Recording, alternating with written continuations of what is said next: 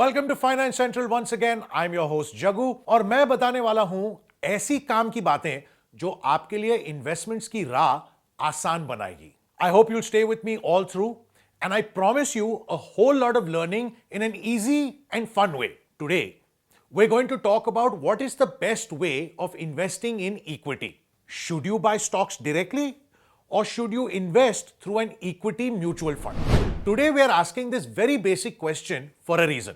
Never have there been so many new investors on Dalal Street. 20 to 30 lakh new investors are entering the capital market every month. And how do I know that? Well, I'm tracking the data of new demat accounts getting opened every month. This number used to be around 4 lakhs a month before COVID in 2019. Unlike many businesses where demand slumped due to the pandemic, participation in equity markets almost doubled in the last 2 years or so. We had less than 4.5 crore demat accounts in India in June 2020.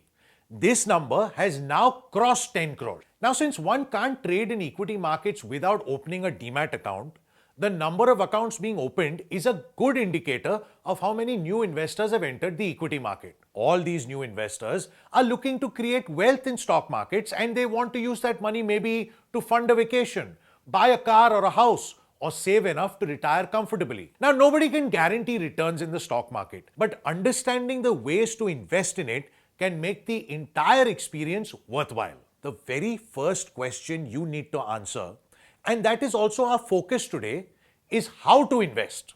That is, buy equity shares directly or invest in an equity mutual fund. When you're new to the markets, you might find it difficult to answer this question. So let me ask you a simpler one. Suppose you own a cricket team. Would you go and bat yourself or would you get your best batsman to play for you? Easy, isn't it? The same holds true for investments. It is your money and you can decide whether to buy stocks yourself or hand it over to an experienced fund manager whose expertise is to do robust research and identify and pick stocks that have the potential to create wealth for its investors. You may think that you've learned enough about the markets and you are now ready to dive in.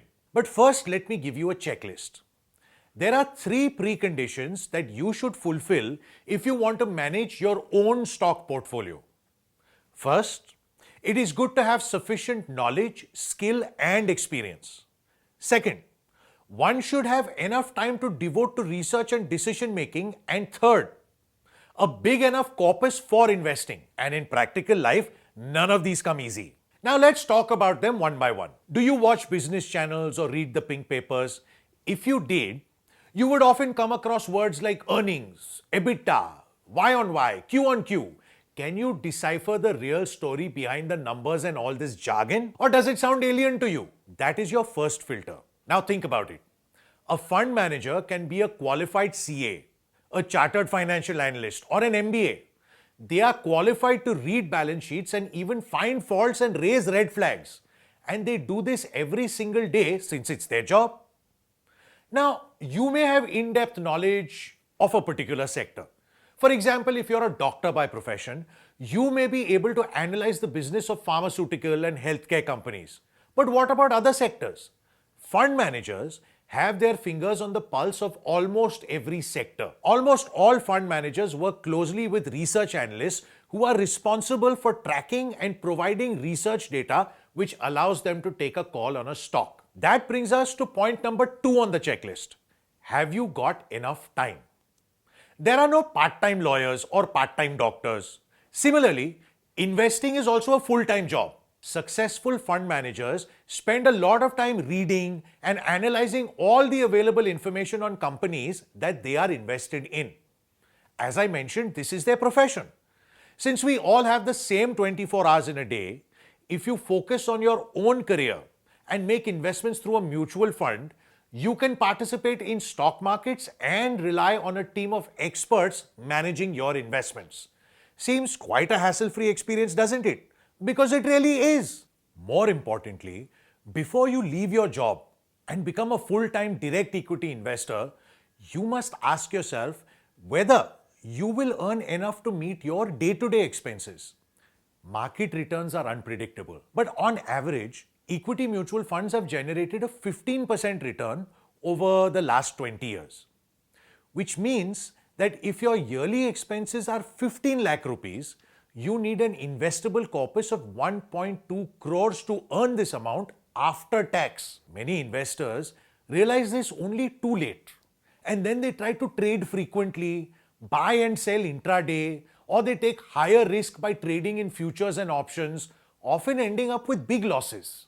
I'm hoping this checklist will help you evaluate mutual funds as a convenient and smart option to participate in equities. तो ये था आज का finance central episode. मैं आपका host आशीष जगतियानी यानी जगू लेता हूं आपसे विदा। I'll be back with another episode of this series with a new topic which matters to your financial freedom. Do remember to follow this podcast, and if you're watching this on YouTube, do remember to like the video and hit the subscribe button. Ring the bell so that you are notified every time a new episode is uploaded. If you like the episode, do share the link with your family and friends. Thank you. See you soon. Mutual fund investments are subject to market risks. Read all scheme-related documents carefully.